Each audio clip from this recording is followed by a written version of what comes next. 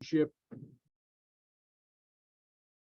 We've had a difficult relationship with our Muslim cousins, and I want to talk a little bit about that. The fact is that we are both Semitic.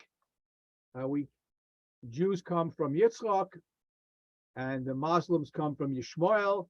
So technically, we are cousins. Sometimes the relationship worked, sometimes it didn't work. And there was an interesting article that came out this week in a publication, or it's an online publication called Lehrhaus, on the Jewish components of Islam and how it's been viewed by Jewish authorities throughout the generations. What I'm talking about when I speak about Islam, I'm not talking about radical Islam, because that's a whole other discussion. We do not in any way support or encourage or view favorably the people who have distorted some of the images of Islam. And it's very easy to misinterpret certain things in Islam. The radical Muslims, initially, when Islam was started, it was geared against pagans, the pagan tribes in Arabia. And the Jews were an afterthought. But basically, they went through the Arabian Peninsula and many other places, forcing people to convert to Islam or get killed. The Jews of Yemen. Well, didn't Muhammad want the Jews to convert? In fact, one of the reasons why things got a little bit heated, the fact they celebrate a battle that they had right after most of Saudi Arabia. No, that's the point I'm trying to make, is that in the Quran, Moshe Rabbeinu was mentioned hundreds of times. Muhammad is only mentioned less than half a dozen times. I don't think the original intent was to convert the Jews. Jews and he wanted them to. He wanted to convert us. He wanted everybody to convert, but it was primarily geared towards the pagans in Arabia initially when it was founded. Very a liberal interpretation, Wally. No question about it. Very liberal interpretation. I am following the interpretation of the Rambam, who lived among Muslims, who certainly understood Islam, and other many great rabbis who portrayed it in a different light as the way you're saying it now. It's a religion of conversion, no question about it.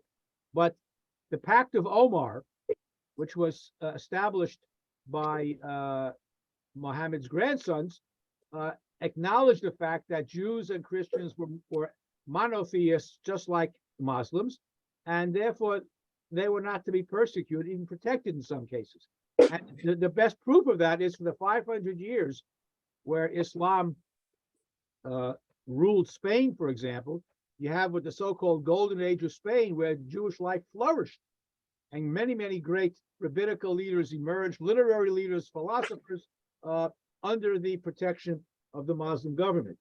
But at the same time, Jewish communities have suffered from murderous terrorism in the name of Islam. And there is today, of course, an existential conflict between Israel and some of its Muslim neighbors. On the other hand, in many places, the Muslims protected Jews. And again, we are ethnically related to Muslims, and I think that approach was reflected in the Rambam and many other rabbis as well. As a matter of fact, some of the Rambam points to Islam and even Christianity to a certain extent as a way of bringing God closer to the world. Again, this is not normative Jewish thinking, perhaps, but Rav Yaakov Emden even sees the hand of God in the spread of Islam.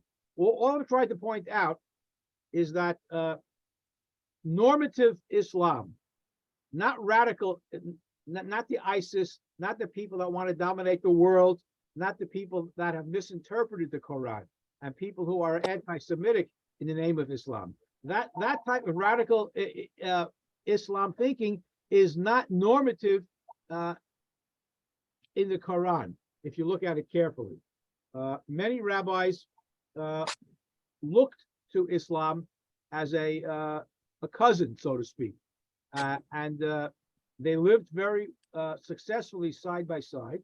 And it's difficult in today's politically charged atmosphere to separate the two. And that's something I think we have to think about, because the radical Islamic clerics who preach anti-Semitism, who preach hate, these are people who are perverting the message of the Quran. If you read the Quran carefully, Quran means submission to the will of Allah, but Allah was not in favor of killing people just in order to become Muslims.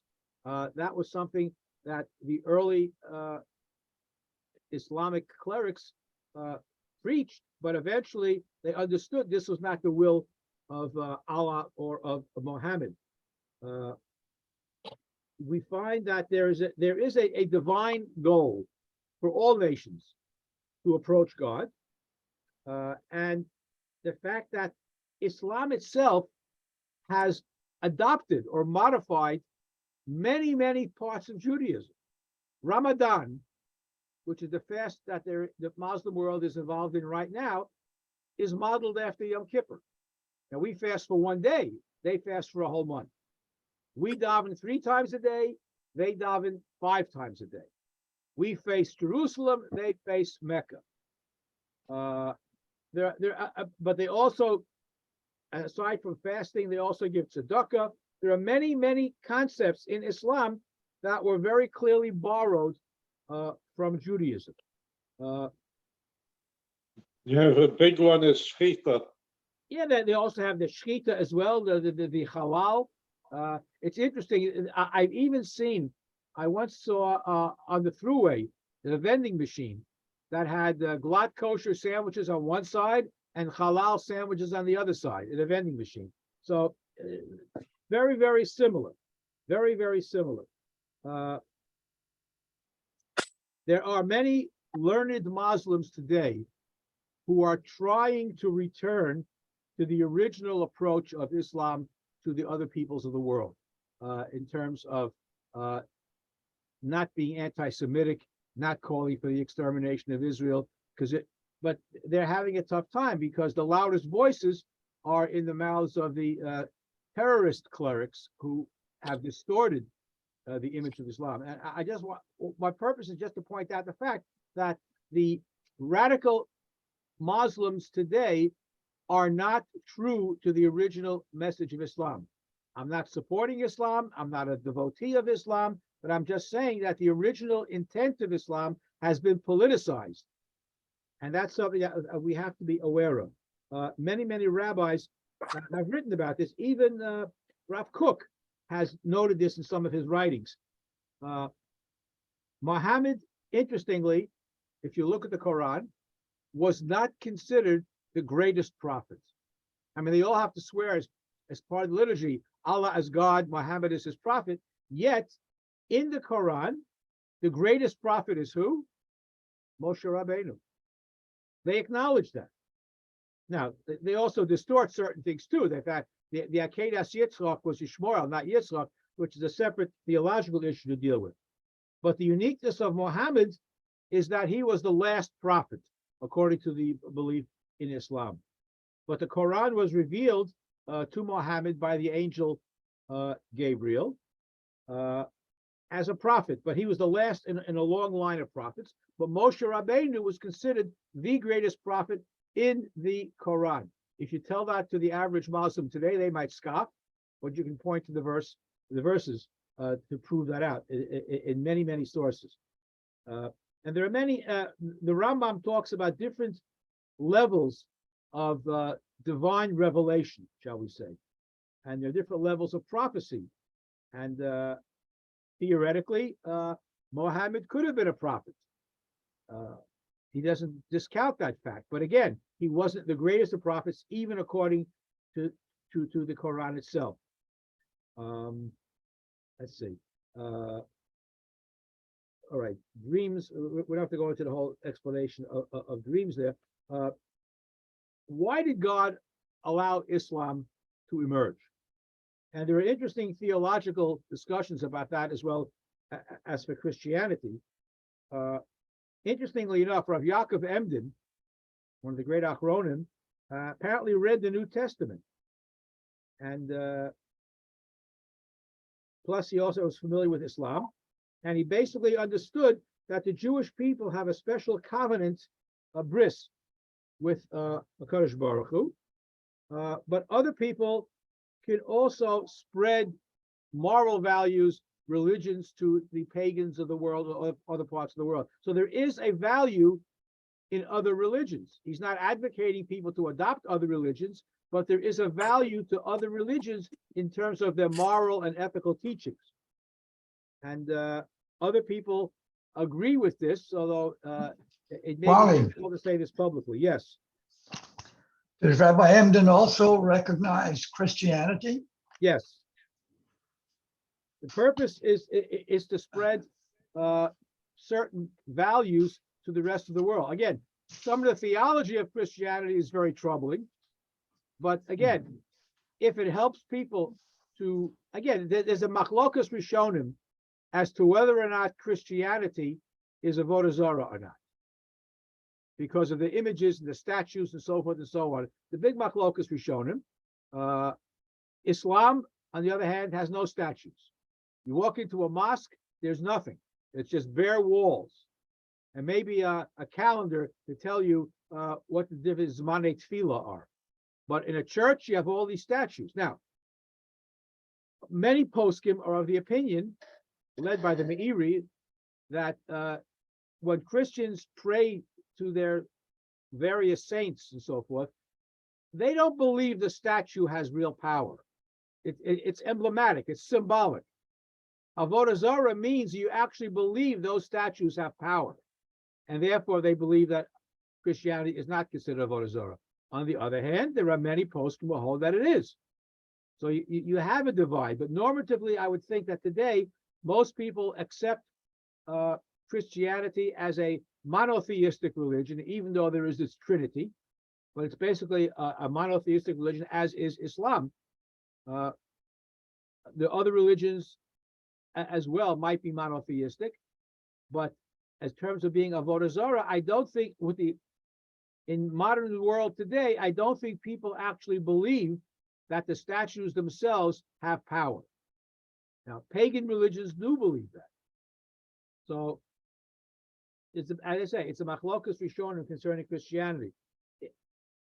Because of the harm that befell the Jews over the centuries by Muslims, by Christians, there is a natural antipathy towards these religions. I'm not endorsing these religions.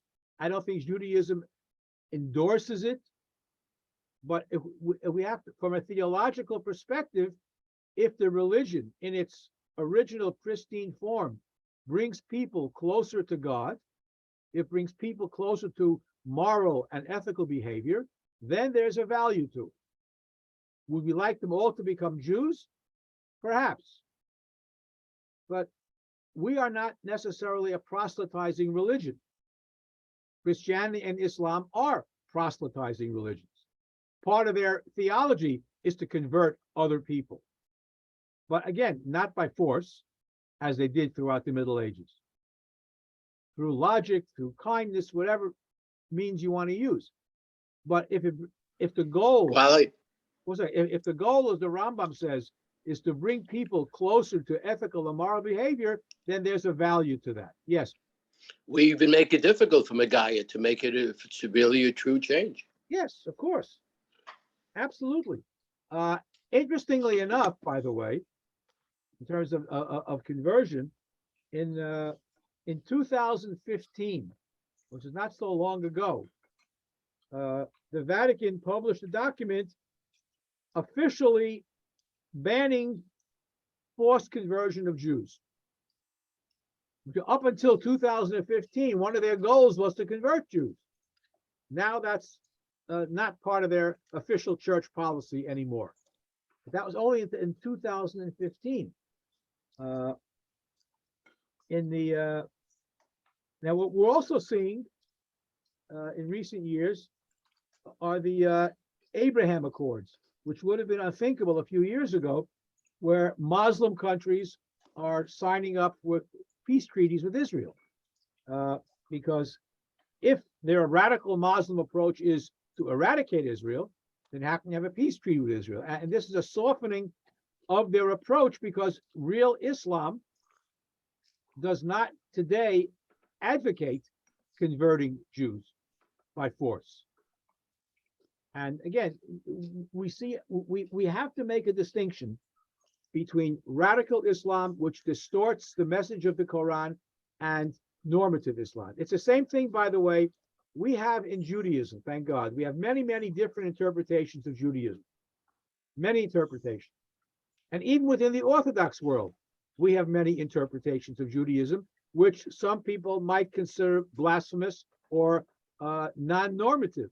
For example, you have the Satmar Rebbe of Yoel Teitelbaum, great Talmud Chacham. Yet he was fervently against the state of Israel, against Zionism. And the Satmar Hasidim today, the Torah Karta and others, are fervently against Zionism. Most Jews today would find that difficult to accept, despite the problems Israel has internally, putting that aside.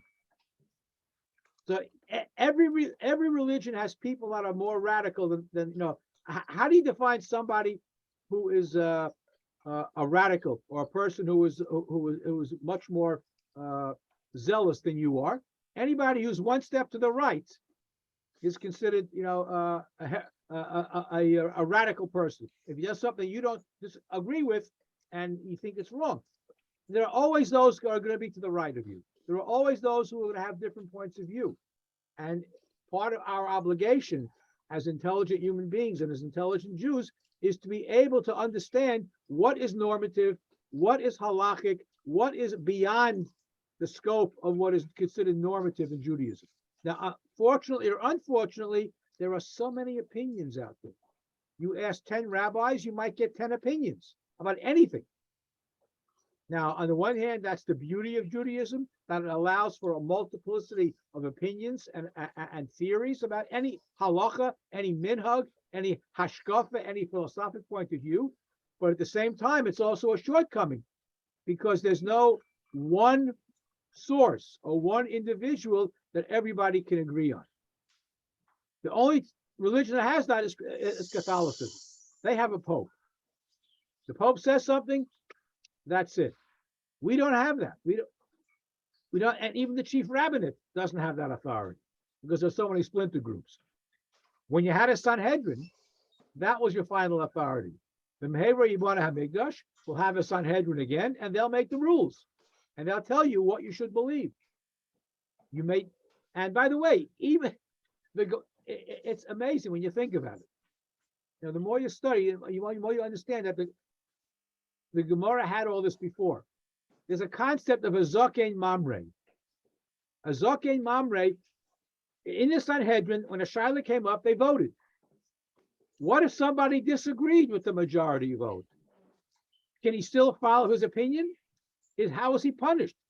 I mean, to be a member of Sanhedrin, you can't be a lightweight.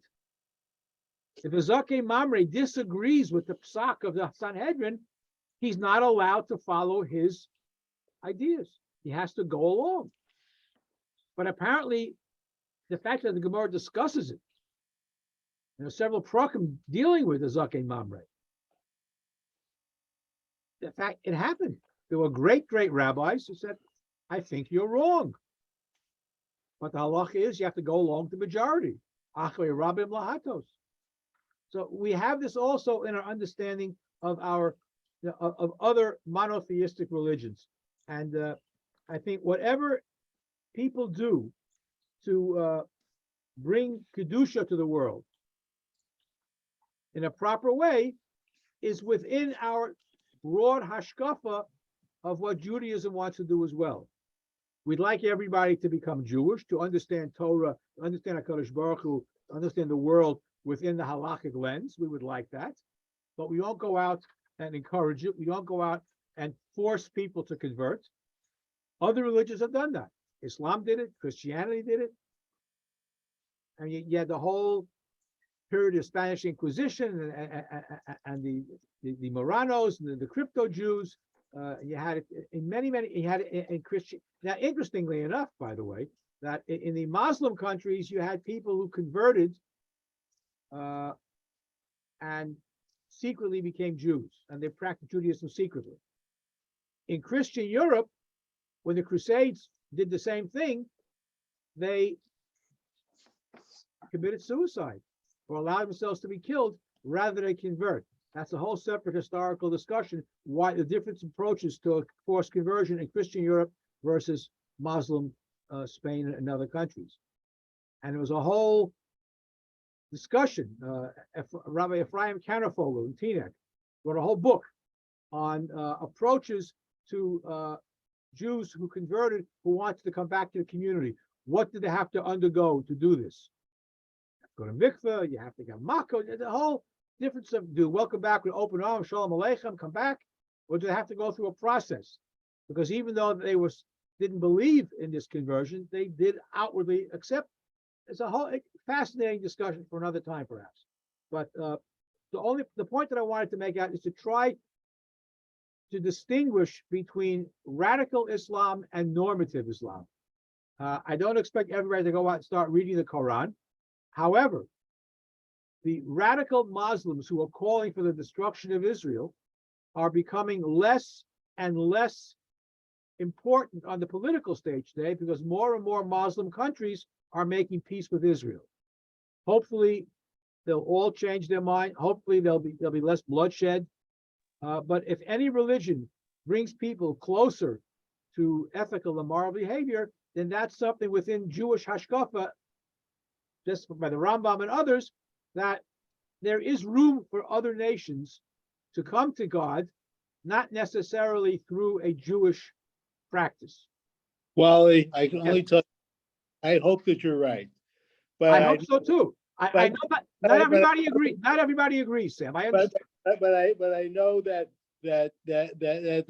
many Muslims have taken up with the Hajj of World War II, who sat with Hitler and Yes, absolutely. destruction of the Jews, and one of the reasons why today has become a religious war, what's going on between in Israel by its religious wars, because there was a caliphate. The caliphate was in Muslim rule, of course, and they say, I don't know how normative that it is, but they say that it's once there was a Muslim rule there, they say that Muslim rule has to come back. So on that basis, there can never be peace.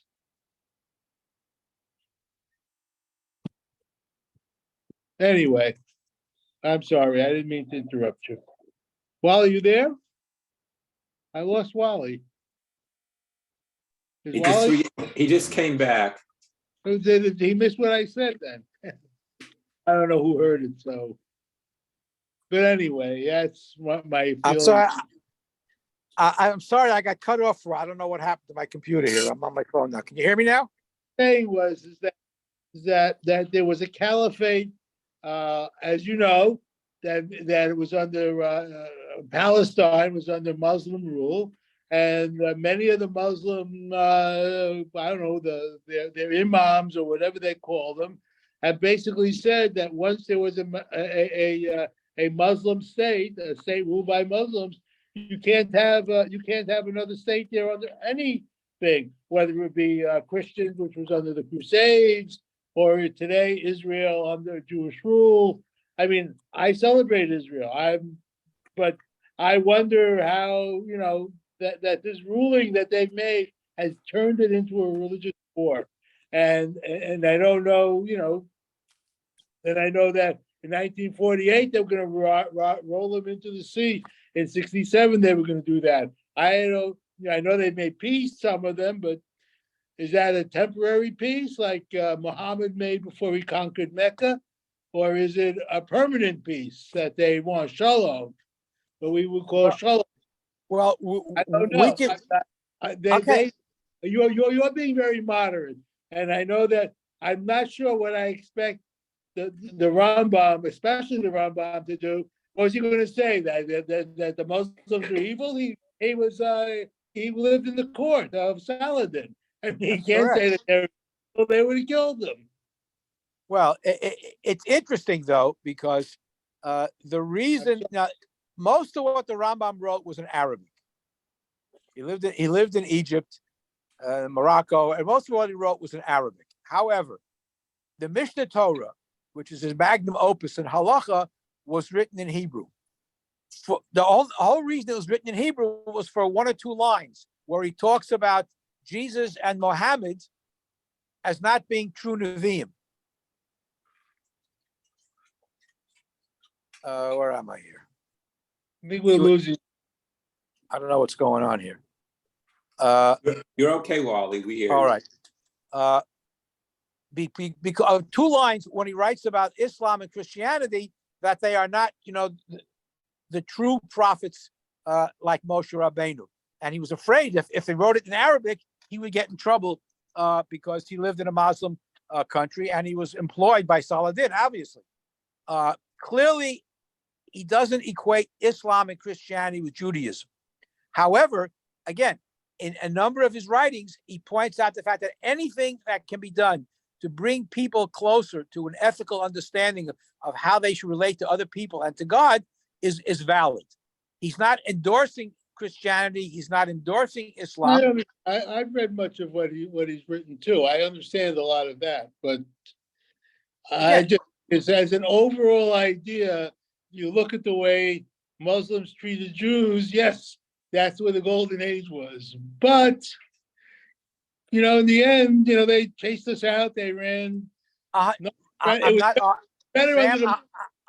agree with you 100%. However, all I wanted to point out is that if you take all of the radical Muslim clerics out of the equation, and for example, we have no problem with Hindu religion. We have no problem with other Oriental religions, other forms of Christianity, which don't proselytize. Live and let live. And if it helps people to become more ethical in their behavior, fine. Even look, I'll give you an example that happened to me in terms of differences of interpretation. Okay, many years ago, I went down with a bunch of other people to bake matzahs before Pesach, like shmura matzahs, and we were there at 3:00 in the morning, and we baked all night long, and we stopped at about 6:00 in the morning to take a break to daven. The people in the bakery would not count us in their minyan. We're baking matzah with them all night long, but they wouldn't count us in the minyan because we did not represent their view of what Jews should be. So even within Judaism, you have sectarian points of view, people who think differently than what we might think is normative. Every group has different opinions. And unfortunately, we live in a time where there's nobody who has the singular authority, moral, religious, or otherwise, to say this is acceptable, that's not acceptable. I'll have to wait until Mashiach comes and there's a Sanhedrin again, or Mashiach without the Sanhedrin determines what's acceptable and what isn't acceptable. And ultimately, when that decision is made, a lot of people might be unhappy. Now, if they accept it, that's fine. But that's why sectarian groups develop, because you have people who come up in every religion who disagree with what is quote unquote normative. Wally, normative is if the Muslims in Palestine, what they call Palestine, what we call Israel, if right. they would, if it was just a matter of saying they won't daven with us, be one thing, but they kill us. Okay, so that's extreme they take. Politics is very difficult to discuss over, in a Zoom discussion. But I will tell you this: in 1967, after the 6-Day War, if Moshe Dayan had not made the mistake, he and Rabbi, of giving the Temple Mount and Hebron back to the Arabs, if that had not happened, and the Jews were in charge, I'm not saying there'd be a new Beis Hamikdash being built, But if the Jews controlled Harabayas and Maras HaMachpelah, the dynamic would be very different in Israel. And I don't think it would have involved more warfare. I think it would have changed the whole political picture if they hadn't given back the Harabayit. They didn't expect the Jews to give it back. They did. And I think that was a big, big mistake, which emboldened the Arab world to become much more radical, to try to think they could conquer all of Israel. And they, every time they tried, they lost. And they realized that it's not going to work, which is why more and more Muslim countries are becoming allied with Israel, because they look at the benefits. It's a cost-benefit ratio. They can benefit more by being allied with Israel than being opposed to Israel. Wally, It's politics, not religion. I hope that you have to be a little leery about it. They've never been, over time, they've never been friends. Even go back to Muhammad. Even he kept the aces up his sleeve. You couldn't trust him when he made a deal. Elu ba'elu. And they point to it. And the Arabs, the Muslims, Arafat points to that treaty that he made. I forget what it's called.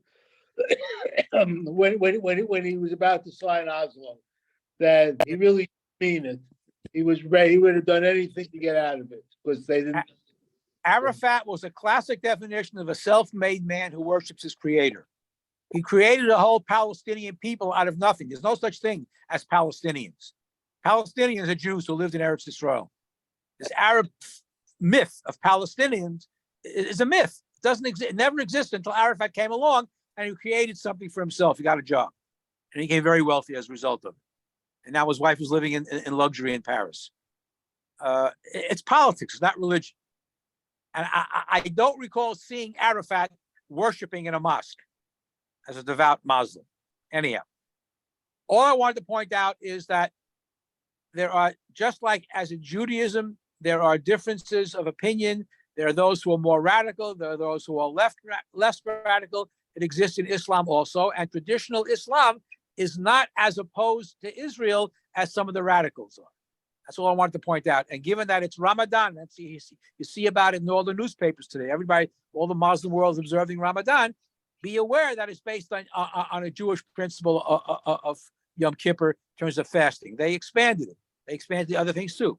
But clearly, they are our cousins, at least in the non-radical. I can't hear you.